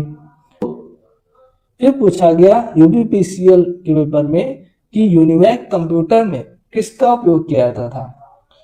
वैक्यूम ट्यूब का उपयोग किया जाता था, केवल डायोड, रजिस्टर या कैपेसिटर का उपयोग किया जाता था, या लघु पैमाने एकीकृत सर्किट का उपयोग किया जाता था, या ट्रांजिस्टर का उपयोग किया जाता था। तो यूनिवैक हमने पढ़ा था, वो हमारा फर्स्ट जनरेशन का कंप्यूटर था। और फर्स्ट जनरेशन में कोर टेक्नोलॉजी हमारी क्या थी? Vacuum tubes. तो इसमें हमारा करेक्ट आंसर क्या हो जाएगा? Vacuum tubes. फिर यूपीपीसीएल टीजी2 वाले पेपर में 2023 में उसने पूछा कि निम्नलिखित में से किस घटक का उपयोग कंप्यूटर की प्रथम जनरेशन में लॉजिक सर्किटरी के लिए किया जाता था? एकीकृत सर्किट, दूसरा निर्वात नली, तीसरा रजिस्टर, चौथा ट्रांजिस्टर। तो पहली जो जनरेशन थी उसमें लॉजिक सर्किटरी के रूप में किसका उपयोग होता था? वैक्यूम ट्यूब्स का उपयोग होता था। ठीक है, तो आपने पढ़ा है कि फर्स्ट जनरेशन में हमारा वैक्यूम ट्यूब्स का लॉजिक सर्किटरी के रूप में उपयोग होता था। फिर एसएससी शीर्षक में क्वेश्चन बना कि वैक्यूम ट्यूब को कंप्यूटर की किस पीढ़ी में इस्तेमाल किया गया? बहुत ही आसान क्वेश्चन है, हमारा फर्स्ट पीढ़ी। फिर क्वेश्चन बना यूपीपीसीएल टीजी2 में कि कंप्यूटर की किस पीढ़ी में इसके परिपथ जो सर्किटरी के लिए वैक्यूम ट्यूब्स का उपयोग किया जाता था। तो वैक्यूम ट्यूब्स जहां भी बढ़ रहा है आपको फर्स्ट जनरेशन लगाना है। फिर यूपीपीसीएल असिस्टेंट अकाउंटेंट के पेपर में उसने पूछा कि ENIAC is the first automatic general purpose digital computer, what is the full form of ENIAC? ENIAC जो कि हमारा फर्स्ट जनरेशन का first automatic general purpose digital computer था, उसका फुल फॉर्म क्या था? तो उसका फुल फॉर्म था electronic numerical integrator and capacitor. तो इन सभी जो हमारे फर्स्ट जनरेशन के इंपॉर्टेंट कंप्यूटर्स हैं, इन पे मैंने डिटेल्ड वीडियो ली है, जिसका लिंक मैंने आई बटन पे दे दिया है। आप उस पर जाके सभी जो बुनियादी इंपॉर्टेंट कंप्यूटर्स हैं इनको आप बहुत अच्छे से देख सकते हैं। फिर आरआरबी एनटीपीसी में उसने पूछा कि कंप्यूटर जनरेशन का 1 से 5 तक विशेषताओं के आधार पर सही क्रम लगाओ। तो जो फर्स्ट जनरेशन थी उसमें आपने अभी पढ़ लिया, वैक्यूम ट्यूब यूज हुई थी। सेकेंड जनरेशन में हमारा ट्रांजिस्टर आ जाता है। थर्ड में हमारा इंटीग्रेटेड सर्किट आ जाता है। फिर फोर्थ में हमारा VLSI very large scale integration पर आधारित माइक्रो प्रोसेसर आते हैं। और फिफ्थ में हमारा ultra large scale integration ULSI तकनीक पर आधारित माइक्रो प्रोसेसर आते हैं। तो इससे हमारा फर्स्ट ऑप्शन हमारा सही हो जाएगा। फिर UPP Uttar Pradesh police constable में कंप्यूटर ऑपरेटर के पेपर में पूछा गया कि कंप्यूटर की प्रथम पीढ़ी किस पर आधारित थी? वो VLSI माइक्रो प्रोसेसर पर आधारित थी? नहीं, वो तो फोर्थ जनरेशन में था। Integrated circuit? नहीं, ये तो थर्ड जनरेशन में था। ट्रांजिस्टर? नहीं, ये तो सेकेंड जनरेशन में था। तो हमारा क्या हो जाएगा? Vacuum tubes. फिर आरआरबी एनटीपीसी में 2021 के पेपर में पूछा गया कि किस पीढ़ी में कंप्यूटर भारी वैक्यूम ट्यूब आधारित और महंगे थे? तो वैक्यूम ट्यूब वर्ड आ गया, मतलब कि फर्स्ट जनरेशन। फिर यूपीपीसीएल ने पूछा कि इनियाक, एडवैक, ईटीसी जो इत्यादि जो हमारे कंप्यूटर्स हैं वो एग्जाम्पल हैं विच जनरेशन के, मतलब कि किस जनरेशन के एग्जाम्पल हैं। तो वो हमारे फर्स्ट जनरेशन के एग्जाम्पल हैं। अभी आप एग्जाम्पल्स में देख चुके हैं। फिर आईआरबी एनटीपीसी ने 2021 के ऊपर में पूछा, निम्नलिखित में से किस विश्वविद्यालय ने प्रथम इलेक्ट्रॉनिक कंप्यूटर इनियाक को डिजाइन एवं निर्मित किया। तो वो था हमारा पेंसिल्वेनिया विश्वविद्यालय। बहुत ही इंपॉर्टेंट क्वेश्चन बन सकता है यूपीडब्ल्यूएससी एग्जाम के लिए। वो ये भी पूछ सकता है कि इनियाक जिसके निर्माता कौन थे, जे वेस्पर इकर्ट और जॉन मॉसली, वो किस विश्वविद्यालय में कार्यरत थे। तो पेंसिल्वेनिया विश्वविद्यालय, ठीक है। और यहीं पे इसका क्या निर्माण हुआ था, इनियाक का। फिर आरआरबी एनटीपीसी 2021 में पूछा गया कि जे.डब्ल्यू. मॉसली और जे. वेस्पर इकर्ट द्वारा निर्मित प्रथम यांत्रिक पुर्जों रहित कंप्यूटर का क्या नाम था, जिसमें यांत्रिक पुर्जा नहीं थे, कंप्लीटली इलेक्ट्रॉनिक था। वो था हमारा इनियाक, ठीक है। फिर उसके बाद हम चर्चा करेंगे सेकेंड जनरेशन के कंप्यूटर पे, जिसका टाइम फ्रेम था 1955 से 1964। तो 1940 से 1955 तक हमारा फर्स्ट जनरेशन चला। सेकेंड जनरेशन आया 1955 से 1964 के बीच, जिसमें हम देखेंगे कि वैक्यूम ट्यूब्स का रिप्लेसमेंट हो गया है ट्रांजिस्टर से। वैक्यूम ट्यूब्स अब नहीं यूज हो रहे हैं, उनकी जगह पे ट्रांजिस्टर का यूज होना चालू हो गया है। तो जो हमारा मेन हार्डवेयर जो सेकेंड जनरेशन का है वो हमारा है ट्रांजिस्टर। इसने रिप्लेस कर दिया वैक्यूम ट्यूब को। और ट्रांजिस्टर का जो इन्वेंशन किया वो किसने किया, 1947 में शॉकली, बर्डीन और ब्रिटेन, तीन व्यक्ति थे, शॉकली, बर्डीन और ब्रिटेन। इन्होंने 1947 में ट्रांजिस्टर का आविष्कार किया। और इसमें जो प्राइमरी मेमोरी यूज हुई वो थी मैग्नेटिक कोर। पहली वाली में मैग्नेटिक ड्रम मेमोरी यूज हुई थी और इसमें मैग्नेटिक कोर मेमोरी यूज हुई। और सेकेंडरी मेमोरी में मैग्नेटिक टेप और मैग्नेटिक डिस्क जैसी मेमोरी यूज होने लगी। कौन सी, मैग्नेटिक टेप और मैग्नेटिक डिस्क। प्राइमरी मेमोरी में मैग्नेटिक कोर, पहली जनरेशन में प्राइमरी मेमोरी में मैग्नेटिक ड्रम, ठीक है। स्पीड जो थी वो माइक्रो सेकेंड में नापी जाने लगी। और लैंग्वेज कौन थी, असेंबली लैंग्वेज। सेकेंड जनरेशन की कौन सी लैंग्वेज थी, असेंबली लैंग्वेज। क्वेश्चन भी बन चुका है, ध्यान में रखिएगा, जिसमें निमोनिक्स का यूज होता था। फिर सेकेंड जनरेशन में हाई लेवल लैंग्वेजेस का विकास होना चालू हुआ। और फिर उनका थर्ड जनरेशन में मानकीकरण किया गया। दो प्रमुख हमारी हाई लेवल लैंग्वेजेस हैं, फंडामेंटल हाई लेवल लैंग्वेजेस हैं, जिसमें है फोर्टान, जिसका फुल फॉर्म है फार्मूला ट्रांसलेशन। और इसका आविष्कार 1954 में आईबीएम में जॉन बेकस और उनकी टीम ने किया था, जिस पर पीवाईक्यू भी बन चुका है, ठीक है। तो फार्मूला ट्रांसलेशन फोर्टान का फुल फॉर्म है। इसका आविष्कार जॉन बेकस उनकी टीम ने आईबीएम में 1954 में किया था। फिर 5 साल बाद 1959 में C O for common, B for business, O for oriented और L फॉर हमारा क्या हो जाएगा, लैंग्वेज। तो common business oriented language COBOL का आविष्कार 1959 में ग्रे शॉपर ने किया, ठीक है। तो ये दो इंपॉर्टेंट जो फंडामेंटल हमारी हाई लेवल लैंग्वेजेस हैं उनको आपको ध्यान में रखना है। फिर जो इसमें ऑपरेटिंग सिस्टम यूज हुआ था वो हुआ था बैच ऑपरेटिंग सिस्टम। और टाइम शेयरिंग की धीरे धीरे शुरुआत ही हुई थी, पर यूज नहीं इतना वाइडली हुआ। Widely use batch operating system जो फर्स्ट जनरेशन में चल रहा था वही इसमें चल रहा था। फिर जो कैरेक्टरिस्टिक थी वो जितनी भी खामियां जो फर्स्ट जनरेशन में थी उससे थोड़ा कम खामी सेकेंड जनरेशन में आई।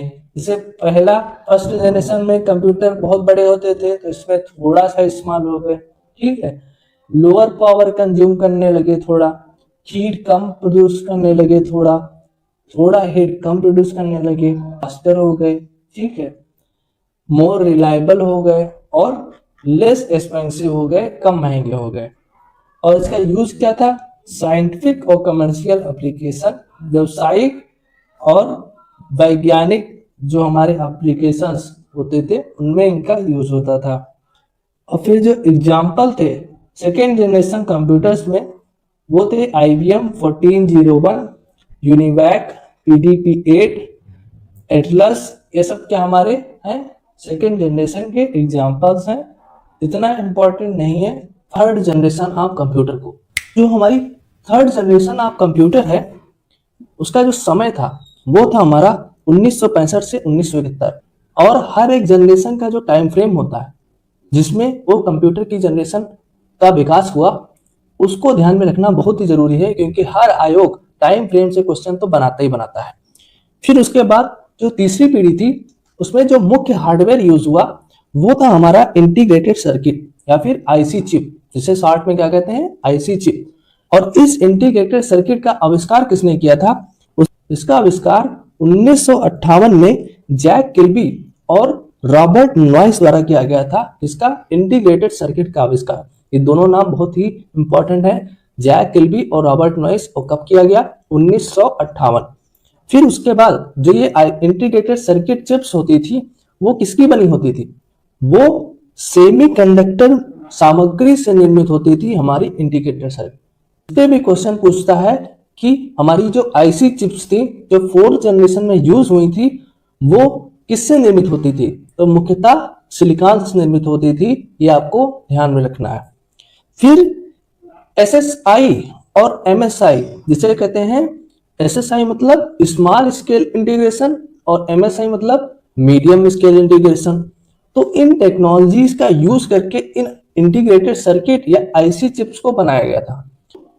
तो जो SSI है, जो हमारी स्मॉल स्केल इंटीग्रेशन टेक्नोलॉजी है, इसमें क्या होता है कि ट्रांजिस्टर को छोटे छोटे रूप में लाकर एक ही चिप पे 0 से 100 तक ट्रांजिस्टर्स लगा दिए जाते हैं, ट्रांजिस्टर्स इनबिल्ट कर दिए जाते हैं, या फिर क्या कहें कि इंटीग्रेट कर दिए जाते हैं। इसीलिए इसे क्या कहा जाता है? SSI, स्मॉल स्केल इंटीग्रेशन, जहां पे ट्रांजिस्टर्स की संख्या जो इंटीग्रेटेड सर्किट चिप है उस पे कम मात्रा में लगे हैं, स्मॉल क्वांटिटी में लगे हैं, इसलिए उसको कहा जा रहा है स्मॉल स्केल इंटीग्रेशन। और अगर यही IC चिप्स अगर है उस पर ट्रांजिस्टर्स 100 से 1000 तक जो है हमारे नंबर्स में ट्रांजिस्टर लगा दिए हैं तो वो हमारी क्या कहलाएगी? Medium scale integration technology.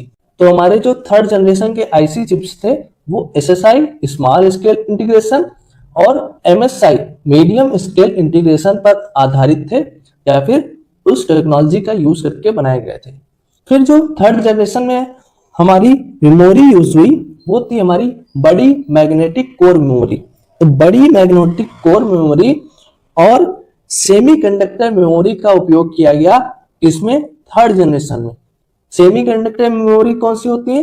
RAM, रोम, कैश, ये सभी क्या है? सेमीकंडक्टर मेमोरी है, क्योंकि ये सभी मेमोरी जो है वो सेमीकंडक्टर मटेरियल से बनी होती है। थर्ड जनरेशन में जो सेमीकंडक्टर मेमोरी, रैम, रोम यूज हुआ वो आजकल के मॉडर्न वाली नहीं थी, प्रारंभिक थी, मतलब कि नया नया डेवलपमेंट हुआ था और फिर उनका यूज होना चालू हुआ था।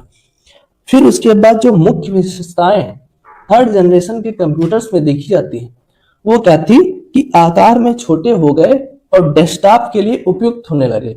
मतलब कि जो कंप्यूटर्स फर्स्ट जनरेशन में इतने बड़े होते थे कि एक पूरे रूम भर का आकार उनका होता था, वो अब धीरे धीरे छोटे हो गए IC चिप्स के आविष्कार के बाद। जब उनमें IC चिप्स यूज होने लगी एज ए लॉजिक सर्किटरी तो वो क्या हो गए? वो छोटे हो गए और डेस्कटॉप पर आने लगे। फिर उसके बाद बहुत कम बिजली अब खर्च होती थी। मतलब कि फर्स्ट जो हमारा फर्स्ट जनरेशन कंप्यूटर थे इतने बड़े होते थे, उसमें 1,80,000 वाट तक जो है हमारी बिजली खर्च होती थी उसको चलाने के लिए। पर अब क्या हुआ कि बहुत कम बिजली खर्च होने लगी और बहुत कम गर्मी भी उत्पन्न होती थी। अब गर्मी भी क्या होने लगी? बहुत कम उत्पन्न होने लगी। फिर तेज गति और उच्च विश्वसनीयता हो गए, मतलब कि वो बहुत फास्ट हो गए और रिलायबल भी हो गए, सही रिजल्ट देने लगे, सही आउटपुट देने लगे, जो पहले के जो कंप्यूटर्स थे वो ज्यादा गलतियां करते थे, इसलिए उनको इतना रिलायबल नहीं माना जाता था। फिर पहली बार इनपुट आउटपुट डिवाइस का अधिक उपयोग किया गया थर्ड जनरेशन में। तो थर्ड जनरेशन में क्या हुआ कि पहली बार इनपुट आउटपुट डिवाइस का अत्यधिक उपयोग किया गया, जैसे कि कीबोर्ड और मॉनिटर्स का अत्यधिक उपयोग किया गया। फिर उसके बाद ये जो थर्ड जनरेशन के कंप्यूटर्स हुए वो सस्ते हो गए और उपयोग में भी आसान हो गए, क्योंकि अब कीबोर्ड्स और मॉनिटर जैसे इनपुट आउटपुट डिवाइस जो यूज करने में थोड़ा इजी थे उनका इस्तेमाल होने लगा इंस्ट्रक्शन देने के लिए। और फिर उसके बाद ये महंगे भी कम हो गए, थोड़ा कम महंगे हो गए। फिर जो सॉफ्टवेयर और भाषाएं जो थर्ड जनरेशन में आपको ध्यान में रखनी है, तो थर्ड जनरेशन में क्या हुआ कि उच्च स्तरीय भाषाओं का मानकीकरण किया गया। कि सेकेंड जनरेशन में जो उच्च स्तरीय भाषाएं थी, हाई लेवल लैंग्वेजेस जो थी वो थी कोबाल और फोर्टान। और कोबाल और फोर्टान का डेवलपमेंट हुआ था पर उनका मानकीकरण नहीं किया गया था, स्टैंडर्डाइजेशन नहीं किया गया था, वो किया गया थर्ड जनरेशन में। तो अगर आपसे ये पूछे कि हाई लेवल लैंग्वेजेस का स्टैंडर्डाइजेशन कब हुआ, तो वो थर्ड जनरेशन में किया गया। फिर जो हमारी जो भाषाएं थी जो थर्ड जनरेशन में यूज की गई वो थी हमारी बेसिक, पास्कल, एगोल, सी सी प्लस, फोर्टान, कोबाल, ऐसी हमारी हाई लेवल लैंग्वेजेस जो हैं वो थर्ड जनरेशन में प्रॉपरली यूज होना चालू हुई। फिर उसके बाद जो थर्ड जनरेशन में ऑपरेटिंग सिस्टम्स थे उनकी कैरेक्टरिस्टिक्स कुछ ऐसी थी। टाइम शेयरिंग, मतलब कि सीपीयू जो है हर एक काम के लिए टाइम निर्धारित कर देता था और उस टाइम में एक पर्टिकुलर काम करता था, फिर अगले टाइम में दूसरा पर्टिकुलर काम करता था। तो इस तरह दोनों काम होते जाते थे, ऐसा नहीं होता था कि एक काम एक टाइम पे एक ही काम हो रहा। तो टाइम शेयरिंग टेक्नोलॉजी आ गई ऑपरेटिंग सिस्टम में और रियल टाइम होने लगा काम कि अब जो है बैच प्रोसेसिंग की जगह रियल टाइम प्रोसेसिंग करके रियल टाइम जो है काम होने लगा। रियल टाइम मतलब कि तुरंत चीजें जो इंस्ट्रक्शन दिए जा रहे हैं उसका काम तुरंत होने लगा। और मल्टी प्रोग्रामिंग मतलब कि एक से अधिक काम करने के लिए कंप्यूटर उपयुक्त होने लगे या फिर बनने लगे या फिर उनकी डिजाइनिंग ऐसी हो गई कि वो एक से अधिक काम कर सकते थे। फिर उसके बाद नेटवर्क आधारित सिस्टम, नेटवर्क डिस्ट्रीब्यूटेड सिस्टम का यूज हुआ इसमें थर्ड जनरेशन में। और पहली बार पूर्ण ऑपरेटिंग सिस्टम का उपयोग किया गया। सबसे इंपॉर्टेंट फैक्ट है, पहली बार पूर्ण ऑपरेटिंग सिस्टम का उपयोग कब किया गया, तो थर्ड जनरेशन में किया गया था। बिल्कुल दिमाग में बैठा लीजिएगा। फिर उसके बाद अगर उपयोग की बात करें तो उपयोग में क्या था कि अब जो है व्यक्तिगत उपयोग होना चालू हो गया कंप्यूटर्स का। जो सेकेंड जनरेशन तक साइंटिफिक कैलकुलेशंस और डिफेंस के लिए यूज होते थे, अब जनरल पर्पस होने के कारण वो जो है व्यक्तिगत उपयोग के लिए भी लाए जाने लगे या फिर व्यक्तिगत उपयोग में भी लाए जाने लगे। फिर उसके बाद डेटाबेस प्रबंधन, बैंकिंग, इन सब चीजों में भी यूज होने लगा हमारा थर्ड जनरेशन के कंप्यूटर्स का। फिर जो उदाहरण देखें थर्ड जनरेशन के तो उसमें थे IBM 360, IBM 370 सीरीज, इंपॉर्टेंट है, क्वेश्चन भी बन चुका है।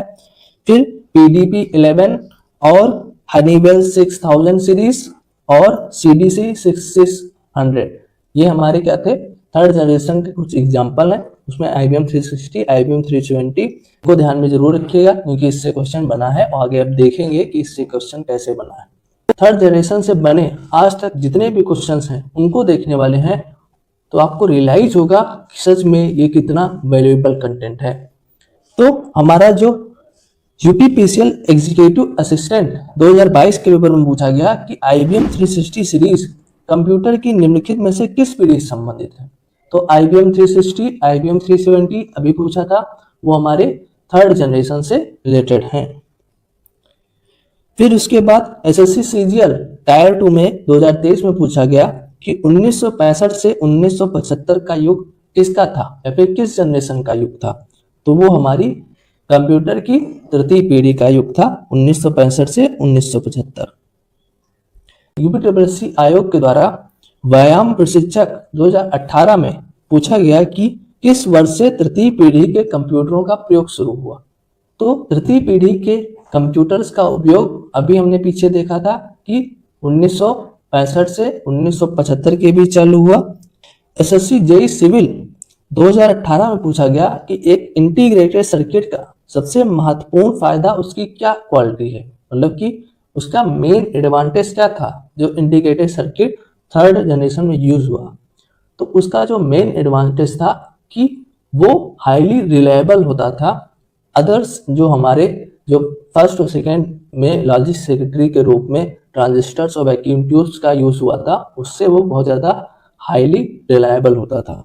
फिर यूपीपीसीएल TG2 में 2016 में पूछा कि इंटीग्रेटेड सर्किट सर्वप्रथम किस जनरेशन में प्रयुक्त किए गए थे। तो इंटीग्रेटेड सर्किट सर्वप्रथम कंप्यूटर की तृतीय पीढ़ी में प्रयोग किए गए थे, इसलिए हमारा आंसर हो जाएगा बी। ऑफिस असिस्टेंट 2018 में पूछा गया कि IBM 360 and IBM 370 computers are related to, कि जो हमारे IBM 360 और IBM 370 कंप्यूटर्स थे वो किससे रिलेटेड थे, वो हमारी थर्ड जनरेशन से रिलेटेड है। यूपी लोअर 2015 में पूछा कि आईसी के वर्गीकरण का मुख्य आधार क्या है। तो अभी हमने दो टेक्नोलॉजीज बताई थी आपको, स्मॉल स्केल इंटीग्रेशन और मीडियम स्केल इंटीग्रेशन, जिसमें क्या होता था कि स्मॉल स्केल में छोटी संख्या में एक इंटीग्रेटेड जो आईसी चिप होती थी उस पे ट्रांजिस्टर्स का छोटी संख्या में 0 से 100 तक ट्रांजिस्टर का इंटीग्रेशन किया जाता था, और जो मीडियम स्केल इंटीग्रेशन होता था उसमें 100 से 1000 तक नंबर्स में हमारा ट्रांजिस्टर का इंटीग्रेशन किया जाता था। तो इस एक हिसाब से देखा जाए तो ट्रांजिस्टर्स की संख्या पे ही हमारी टेक्नोलॉजीज का नाम पड़ रहा है। तो जो स्मॉल स्केल इंटीग्रेशन से बना हमारा आईसी चिप है उससे कहेंगे एसएसआई आईसी चिप, और जो मीडियम स्केल इंटीग्रेशन से बना आईसी चिप है उससे कहेंगे एमएसआई आईसी चिप। तो वर्गीकरण किसके बेस पे हो रहा, ट्रांजिस्टर्स की संख्या जो एक आईसी चिप पर इंटीग्रेट की गई है इस पे हो रहा ना। तो फिर एसएससी सीजीएल टायर 1 2016 में पूछा गया कि इलेक्ट्रॉनिक्स में आईसी का पूर्ण रूप क्या है, जिसे आईसी कहते हैं उसका पूर्ण रूप क्या है, तो इंटीग्रेटेड सर्किट है, अभी हमने पढ़ा था। तो हमारा ऑप्शन हो जाएगा बी।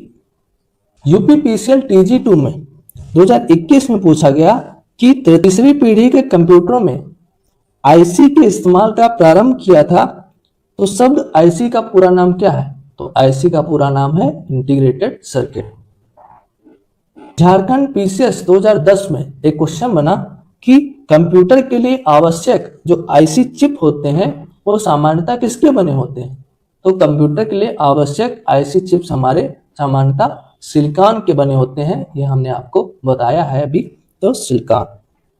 आरआरबी एनटीपीसी 2021 में पूछा गया कि माइक्रोचिप बनाने के लिए किस धातु या तत्व का उपयोग किया गया था। तो माइक्रोचिप जिसे कहते हैं इंटीग्रेटेड सर्किट या आईसी चिप, उसको बनाने के लिए हमारा सिलिकॉन का यूज किया गया था। तो option C. UP UDA LDA 2010 के पेपर में पूछा गया था कि निम्नलिखित में से कौन एक नवीनतम पदार्थ है जो कंप्यूटर चिप्स के उत्पादन में प्रयुक्त हो रहा है, कि कौन सा नवीनतम पदार्थ है जो कंप्यूटर चिप्स जो आईसी चिप्स हैं उनके उत्पादन में प्रयुक्त हो रहा है। वो हमारा है गैलियम आर्सेनाइड, इसको ध्यान में आपको रखना है। पुराना हमारा सिलिकॉन था, नए तौर पे जिसका यूज होता है वो है gallium arsenide. UPPCS mains GS के सेकेंड पेपर 2016 में पूछा कि निम्नलिखित में से कौन तीसरी पीढ़ी के संगणक का मुख्य इलेक्ट्रॉनिक अवयव है। तो तीसरी पीढ़ी के जो संगणक मतलब कि सीपीयू होता था उसका मुख्य अवयव क्या होता था, इंटीग्रेटेड सर्किट आईसी चिप्स। तो हमारा सही ऑप्शन हो जाएगा डी। फिर आरबीआई 2012 में पूछा गया कि एक छोटे सिलिकॉन चिप पर ट्रांजिस्टर और अन्य इलेक्ट्रॉनिक उपकरणों द्वारा बने पूर्ण इलेक्ट्रॉनिक सर्किट को कहते हैं। हमारा क्या हो जाएगा, इंटीग्रेटेड सर्किट, जो कि एक छोटे सिलिकॉन चिप पर ट्रांजिस्टर और अन्य इलेक्ट्रॉनिक उपकरणों द्वारा बनाया जाता है। तो हमारा हो जाएगा इंटीग्रेटेड सर्किट।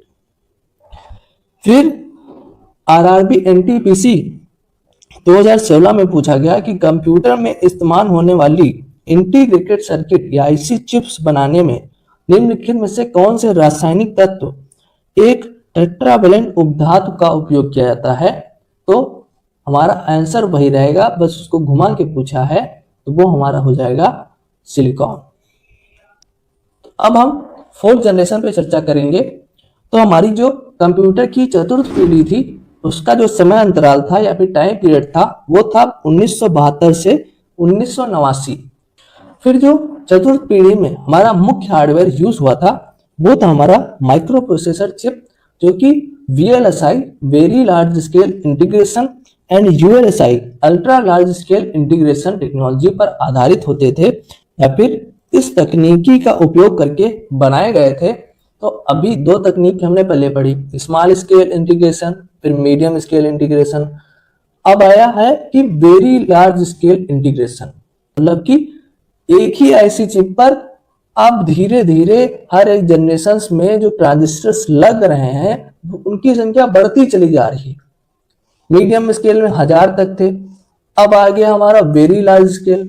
अब दसों हजारों ट्रांजिस्टर्स का एक ही आईसी चिप पे जो है एकीकरण किया जाने लगा, जिससे प्रोसेसिंग स्पीड में बहुत बहुत ज्यादा बढ़ोतरी हो गई और वो और ज्यादा रिलायबल और ज्यादा विश्वसनीय हो गए हमारे फोर्थ जनरेशन के कंप्यूटर। और जो ULSI इसमें मेंशन है अल्ट्रा लार्ज स्केल इंटीग्रेशन, इसका उपयोग मेनली चतुर्थ पीढ़ी के लास्ट में हुआ और इसी ने फिफ्थ जनरेशन की नींव डाली। अगर पूछा गया फिफ्थ जनरेशन की मेन टेक्नोलॉजी क्या थी तो ultra large scale integration micro processor chips थी, ये फिफ्थ जनरेशन की मेन टेक्नोलॉजी है।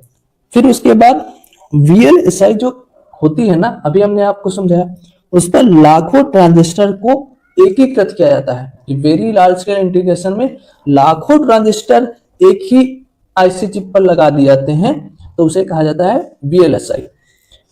और जो पहला माइक्रो प्रोसेसर VLSI तकनीकी पर बना वो था हमारा इंटेल 404, जिसका निर्माण हुआ 1971 में और इसको बनाया टेड हॉफ, फेडरिको फागिन और स्टैनली मजोर ने। तो हमारा जो पहला माइक्रो प्रोसेसर था वो इंटेल 404 था, जिसका निर्माण 1971 में हुआ, उसको बनाया टेड हॉफ, फेडरिको फागिन और स्टैनली मजोर ने। फिर फोर्थ जनरेशन में जो मेमोरी यूज हुई वो थी सेमीकंडक्टर मेमोरी या फिर रैम रोम केस जैसे जो हमारी सेमीकंडक्टर मेमोरी होती हैं उनका यूज किया गया फोर्थ जनरेशन में एज ए प्राइमरी मेमोरी। और सेकेंडरी मेमोरी में चुंबकीय डिस्क जैसे कि HDD, हार्ड डिस्क ड्राइव और FDD और DVD, मतलब कि ऑप्टिकल स्टोरेज डिवाइस जो DVD होती थी उनका सबका जो है फोर्थ जनरेशन में यूज किया गया। फिर अगर हम बात करें सॉफ्टवेयर और भाषाओं की, तो उच्च स्तरीय भाषाओं का व्यापक उपयोग चालू हो गया। में उच्च स्तरीय भाषाओं का विकास हुआ, थर्ड जनरेशन में उनका मानकीकरण किया गया और फोर्थ जनरेशन में उनका व्यापक उपयोग चालू हो गया।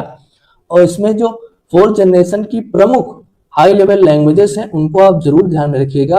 वो है हमारी फोकस, एक तो नाम है फोकस, फिर है दूसरी SQL जो कि डाटाबेस से रिलेटेड थी, फिर है हमारी बेसिक जो कि एडवांस वाली बेसिक है, फिर है मैटलैब। तो ये हमारी 4 भाषाएं आपको बिल्कुल ध्यान रखनी है फोर्थ जनरेशन की। उस पूछ लेता है कि इनमें से कौन सी भाषा फोर्थ जनरेशन की है, तो फोर्थ जनरेशन में SQL, मैटलैब, फोकस और हमारी हो गई बेसिक, एडवांस, ऐसे करके बेसिक में भी जो एडवांस वाली बेसिक है वो सब हमारी फोर्थ जनरेशन की लैंग्वेजेस है। फिर उसके बाद MS-DOS और विंडोज जैसे ऑपरेटिंग सिस्टम जो कि GUI आधारित ऑपरेटिंग सिस्टम थे उनका यूज होने लगा। तो थर्ड जनरेशन में ऑपरेटिंग सिस्टम का पूर्णतः उपयोग चालू हुआ, ये बात तो सच है, पर वो जो ऑपरेटिंग सिस्टम्स होते थे वो कमांड लाइन इंटरफेस रखते थे। कमांड लाइन मतलब कि हर चीज के लिए उनको निर्देश देना होता था कि अगर आपको कोई ऐप भी खोलना है अपने कंप्यूटर में तो उसको भी निर्देश आप टाइप करोगे तब खोल पाओगे वो ऐप। अब क्या होने लगा, फोर्थ जनरेशन में हमारा आ गया कौन सा चीज, GUI ग्राफिक यूजर इंटरफेस आने लगे जो कि MS DOS और विंडोज जैसे ऑपरेटिंग सिस्टम में उपलब्ध होते थे। इनमें क्या होता है कि इनमें आइकन्स दे दिए जाते हैं। जैसे आप अभी देख रहे हो ना ऑपरेटिंग सिस्टम, जो अभी विंडोज के जो ऑपरेटिंग सिस्टम है, जो आप अभी अपने मॉनिटर का वो फ्रेम देखते हो ना, पूरा एक विजुअल लुक देखते हो ना, इंटरफेस, वो जो इंटरफेस दिखता है वो है GUI, graphical user interface. Graphical user में हर एक ऐप्स का आइकन बना है और आपको ऐप खोलना है तो आप ऐसे माउस ले गए, वहां पे क्लिक किए, ऐप खुल गया, बस। आपको और कुछ नहीं करना है। वहां पे कमांड लाइन में हर चीज आपको टाइप करके इंस्ट्रक्शन देनी होती थी कि ये ऐप खोलो, तब वो ऐप खुलता था। तो अब GUI आधारित हो गया ना, तो इससे क्या हुआ कि अब यूज करना कंप्यूटर को और भी आसान हो गया। जो नॉर्मल है, जो नॉर्मल लोग हैं, इतना साइंटिफिक रिसर्च में नहीं घुसे पड़े हैं कंप्यूटर की, वो भी अब इसको यूज करने लगे क्योंकि यूज करना आसान हो गया। तो इसकी अब स्केल बढ़ेगा, यूजेस का स्केल बढ़ेगा, मतलब कि अब इसका यूजेस बढ़ जाएगा। लोग PCs का विकास होने लगेगा और लोग PCs को खरीदेंगे भी। उसके बाद जो है, हम इसके मुख्य विशेषताएं बात करें तो मुख्य विशेषताएं क्या थी कि आकार में बहुत छोटा हो गया, PC का विकास होना चालू हो गया। आकार में बहुत छोटे छोटे होते चले गए।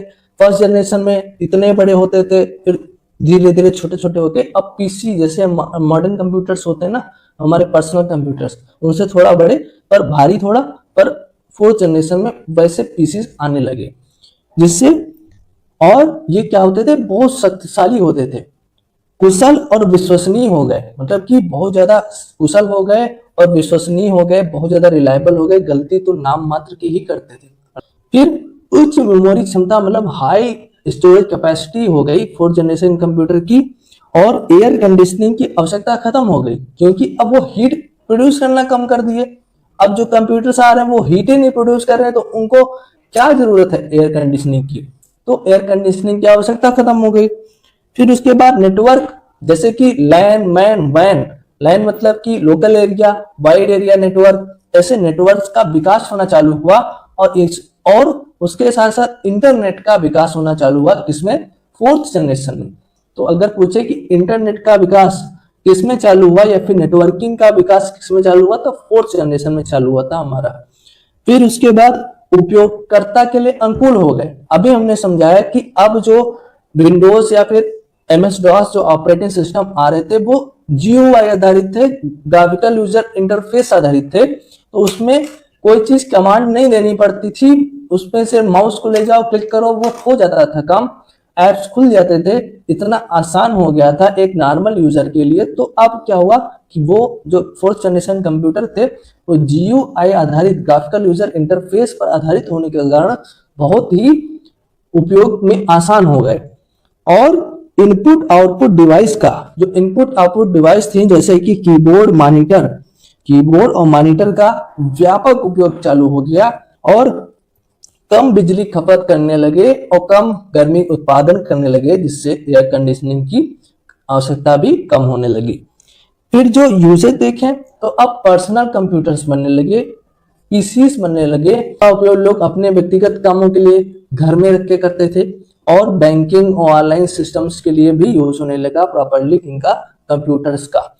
फिर जो उदाहरण थे उसमें थी IBM Z सीरीज, IBM 4341 और फिर हमारा PDP-11 सीरीज। इनको आपको ध्यान में रखना है, ये हमारे प्रमुख एग्जाम्पल हैं किसके, फोर्थ जनरेशन के। फिर फोर्थ जनरेशन में PCs का विकास बहुत अच्छे से हुआ। इसकी टाइमलाइन हम एक बार देख लेते हैं क्योंकि की माइलस्टोन्स जो जनरेशन के हैं उन पे क्वेश्चन बन चुका है कि 1981 में ऐसी कौन सी कंप्यूटर के इतिहास की एक महत्वपूर्ण घटना घटी थी। तो 1981 में हमारा आया था IBM का PC, जिसने PC क्रांति की शुरुआत की थी। तो अब हम उसी टाइमलाइन को देख लेते हैं कि 1971 में अभी हम पढ़ चुके हैं कि माइक्रो प्रोसेसर इंटेल 404 आया 1971 में, और ये प्रथम माइक्रो प्रोसेसर था। फिर 1977 में हमारा Apple II आया जो कि प्रारंभिक लोकप्रिय PC बनाया, फिर पर्सनल कंप्यूटर बना। फिर उसके बाद 1981 में IBM ने अपना PC लॉन्च किया था जिसने PC क्रांति की शुरुआत की। और फिर 1984 में हमारा एप्पल मैकिन्टोश आया जो कि GUI आधारित ग्राफिकल यूजर इंटरफेस आधारित हमारा लोकप्रिय कंप्यूटर था या फिर पॉपुलर कंप्यूटर था हमारा एप्पल मैकिन्टोश, जो कि GUI आधारित था। तो इतनी चीज आपको 4th जनरेशन में बिल्कुल ही पता होनी चाहिए, और सारी चीजें जो आपको पता होनी चाहिए जो एग्जाम के लिए मोस्ट मोस्ट मोस्ट यूजफुल हैं, वो सब मैं इसमें प्रोवाइड कर रहा हूं। आपको दूसरी जगह कहीं झांकने की जरूरत भी नहीं है। 4th जनरेशन में पूछे गए जितने भी इंपॉर्टेंट क्वेश्चंस हैं जो आज तक बने हैं उनको देखते हैं। सबसे पहला है जो कि यूपीपीसीएल एग्जीक्यूटिव असिस्टेंट में पूछा गया कि माइक्रो प्रोसेसर के संबंध में VLSI का पूर्ण रूप क्या है। तो VLSI का पूर्ण रूप है वेरी लार्ज स्केल इंटीग्रेशन। तो very large scale integration first option correct हो जाएगा। फिर SSC CCL टायर 1 2023 के एग्जाम में पूछा गया कि ग्राफिकल यूजर इंटरफेस निम्नलिखित में से किस पीढ़ी के कंप्यूटर के दौरान विकसित किया गया था। तो अभी हमने पढ़ा था MS-DOS और विंडोज जैसे ऑपरेटिंग सिस्टम GUI आधारित आने लगे थे किसमें, 4th जनरेशन में। तो हमारा हो जाएगा 4th जनरेशन। फिर पूछा गया यूपीपीसीएल ऑफिस असिस्टेंट 2018 के पेपर में कि किस कंप्यूटर जनरेशन ने IC जो इंटीग्रेटेड सर्किट थे उनको VLSI very large scale integrated circuit में बदल दिया। तो हमारे जो 3rd जनरेशन के थे वो SSI और MSI टेक्नोलॉजी पर आधारित थे, पर जो 4th जनरेशन आई उसने जो IC चिप्स होते थे उनको वेरी लार्ज स्केल इंटीग्रेशन पर आधारित कर दिया, इसलिए हमारा आंसर हो जाएगा 4th। फिर उसके बाद यूपीपीसीएल TG2 2019 के पेपर में पूछा गया कि किस पीढ़ी के कंप्यूटर माइक्रो प्रोसेसर तकनीक का उपयोग करके विकसित किए गए थे। तो जो हमारे 4th जनरेशन कंप्यूटर थे वो माइक्रो प्रोसेसर तकनीक पर आधारित थे, तो आंसर हो जाएगा C 4th। फिर उसके बाद यूपीपीसीएल APS एग्जाम 2018 में पूछा कि निम्नलिखित में से कौन 4थी पीढ़ी की प्रोग्रामिंग भाषा है। प्रोग्रामिंग भाषा आपको सभी बताई थी, फोकस था, SQL था, फिर उसके बाद मैटलैब थी। ये 4th जनरेशन की प्रोग्रामिंग भाषाएं हैं। तो इसमें ऑप्शन कौन सा है, SQL। SSC CCL 2020 में क्वेश्चन पूछा कि पहला माइक्रो प्रोसेसर 404 किस कंपनी द्वारा बनाया गया था। तो वो थी हमारी इंटेल कॉर्पोरेशन, जो कि उसका नाम ही है इंटेल 404। तो इंटेल कॉर्पोरेशन। फिर RRB NTPC 2021 में पूछा गया कि जो माइक्रो प्रोसेसर की गति को किसमें नापा जाता है। तो हमारे जो माइक्रो प्रोसेसर होते हैं उनकी गति को क्लॉक स्पीड में नापा जाता है, इसको ध्यान रखिएगा, घड़ी की गति में नापा जाता है। फिर यूपीपीसीएल TG2 में पूछा गया कि एकीकृत परिपथ IC के संबंध में VLSI का पूर्ण रूप क्या है। तो VLSI का पूर्ण रूप है वेरी लार्ज स्केल इंटीग्रेशन। फिर यूपीपीसीएल ऑफिस असिस्टेंट 2018 में पूछा गया कि VLSI प्रकार के परिपथ वाले कंप्यूटर्स किस जनरेशन के कंप्यूटर थे। तो 4th जनरेशन के थे, तो हमारा ऑप्शन हो जाएगा D 4th जनरेशन। अभी तक हमने 4th जनरेशन पर एक विस्तृत चर्चा कर ली है कि 3rd जनरेशन क्या थी, उस पर बेस जितने भी MCQ है वो देख लिया। 4th जनरेशन क्या थी, उस पर बेस जितने भी MCQ है वो देख लिया। अब हम 5th जनरेशन पे चर्चा करेंगे कि हमारे जो 5वीं पीढ़ी है कंप्यूटर की, उसका जो समय है, जो टाइम फ्रेम माना जाता है वो है 1990 से वर्तमान। 1990 से वर्तमान में चल रही है हमारी कौन सी 5वीं पीढ़ी या फिर 5th जनरेशन ऑफ कंप्यूटर, जो कि एक कृत्रिम बुद्धिमत्ता का युग है। किसका युग है, आर्टिफिशियल इंटेलिजेंस का एक एज है हमारी कौन सी 5वीं पीढ़ी या 5th जनरेशन ऑफ कंप्यूटर। और अगर आपसे पूछा गया है कि 5th जनरेशन की न्यू क्या है, तो वो हमारी है आर्टिफिशियल इंटेलिजेंस। अगर आपसे ये पूछा जाए कि 5th जनरेशन का जो मुख्य हार्डवेयर मेन कोर टेक्नोलॉजी कौन सी है, तो उसमें होगा अल्ट्रा लार्ज स्केल इंटीग्रेशन या फिर ULSI टेक्नोलॉजी हमारी हो जाएगी। फिर जो ULSI होता है उसमें अरबों जो ट्रांजिस्टर्स या फिर घटक होते हैं उनको एक ही चिप पर जो है लगाया जाता है, जिसमें ULSI टेक्नोलॉजी में। फिर इसकी गति जो है फिफ्थ जनरेशन के कंप्यूटर की वो बहुत तेज है। फेम्टो सेकेंड में फिफ्थ जनरेशन के कंप्यूटर्स की गति या फिर प्रोसेसिंग स्पीड को नापा जाता है, इसको भी ध्यान रखिएगा।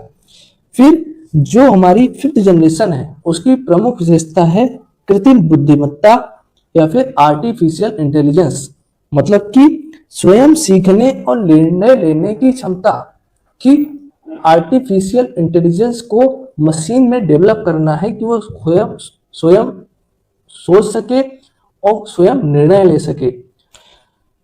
और डीप लर्निंग और मशीन लर्निंग जैसे कॉन्सेप्ट भी फिफ्थ पीढ़ी में या फिफ्थ जनरेशन में आते हैं। फिर उसके बाद प्राकृतिक भाषा प्रसंस्करण या फिर NLP जिसे नेचुरल लैंग्वेज प्रोसेसिंग कहते हैं, वो भी हमारी फिफ्थ जनरेशन की विशेषता है। फिफ्थ जनरेशन की एक प्रमुख विशेषता है जिसमें मानव भाषा को समझने योग्य मशीनों को बनाया जा रहा है कि मशीन मानव भाषा को समझ सके। वैसे ही मशीन जो होती हैं वो बाइनरी लैंग्वेज को समझती हैं, 0-1 की भाषा को समझती हैं, पर उनको इतना उन्नत बनाया जाए कि वो हमारी भाषा को समझ सके और हमारे हाव भाव को भी समझ सके, इतना उन्नत बनाया जा रहा है नेचुरल लैंग्वेज प्रोसेसिंग के माध्यम से। और फिफ्थ जनरेशन की एक और प्रमुख विशेषता कौन सी है, वो है पैरेलल प्रोसेसिंग। आपके कंप्यूटर्स पैरेलल प्रोसेसिंग कर रहे हैं, एक साथ ही अलग अलग काम्स को परफॉर्म कर रहे हैं, एक साथ ही हर चीज कर रहे हैं। एक साथ आप गेम्स भी खेल लेते हैं, एक साथ आप वीडियो भी चला रहे हैं, एक तरफ आप डॉक पे आप वर्क भी कर रहे हैं। ये सब पैरेलल प्रोसेसिंग के उदाहरण हैं। फिर बिग डेटा और IoT मतलब कि इंटरनेट ऑफ थिंग्स। जो IoT डिवाइसेस हैं वो ऐसी स्मार्ट डिवाइसेस हैं जिनमें सेंसर्स और एक्चुएटर्स लगे होते हैं जो बाहरी पर्यावरण से सेंस कर लेती हैं। जैसे कि अभी हमारी जो पानी की टंकी होती है उसमें जो सेंसर लगा होता है बताने के लिए कि पानी टंकी भर गई, वो चिल्लाता रहता है जब पानी टंकी भर जाती है कि पानी की टंकी भर गई है, कृपया बंद करें। अब जो IoT डिवाइसेस उसमें लगा दी जाए ना, तो वो क्या करेंगी कि वो सेंस कर लेंगी कि पानी टंकी भर गई, और उस IoT डिवाइसेस का जो एक्चुएटर है वो क्या करेगा, वो बंद कर देगा स्विच को। वो चिल्लाएगा नहीं, वो खुद ही काम कर लेगा। तो इस टाइप की टेक्नोलॉजी, इस टाइप का दिमाग मशीनों में विकसित किया जाता है आर्टिफिशियल इंटेलिजेंस के माध्यम से, जो कि फिफ्थ जनरेशन का बहुत ही सबसे मेन कंपोनेंट है। फिर जो मेमोरी जो फिफ्थ जनरेशन में यूज हो रही है वो है सॉलिड स्टेट ड्राइव या फिर SSD। तो SSD मेमोरीज का जो उपयोग जो है फिफ्थ जनरेशन में किया जा रहा है। फिर उसके बाद अगर हम बात करें लैंग्वेजेस की, तो लैंग्वेज में प्रोलॉन्ग, OPS 5, मर्करी, लिस्प और KL1।